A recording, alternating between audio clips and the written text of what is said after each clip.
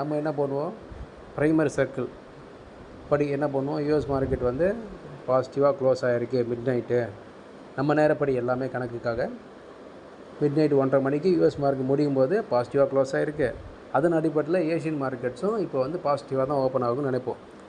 ஆனால் ப்ரீ மார்க்கெட்டில் அது நெகட்டிவாக போயிருந்துச்சுன்னா, ப்ரீ மார்க்கெட்டில் யூஎஸ் மார்க்கெட்டு நெகட்டிவாக போயிருந்ததுன்னா அப்போது ஏஷியன் மார்க்கெட்ஸும் நெகட்டிவ் மைண்ட் செட்டுக்கு வந்துடும். அப்போது இந்திய மார்க்கெட்டும் நெகட்டிவ் மைண்ட் செட்டுக்கு வந்துடும். எப்போது ப்ரீ மார்க்கெட் ஆஃப் யூஎஸ் நெகட்டிவாக இருக்கோ, ரெகுலர் மார்க்கெட்டும் நெகட்டிவாக தான் ஓப்பன் ஆகும். அப்போது இரவு ஓப்பன் ஆகும்போது. ஸோ இதுதான் அடிப்படை. இந்த அடிப்படையை நாம் புரிஞ்சால் தான் நம்மளால் மார்க்கெட் மைண்ட் செட், நம்ம இந்திய மார்க்கெட்டை மைண்ட் செட்டை எப்படி கையாளன்ற ஒரு ஐடியா கிடைக்கும். அதனால் ப்ரைமரி அண்ட் செகண்டரி சர்க்கிள்ஸை கம்பைன் பண்ணி பார்க்க தெரியணும்.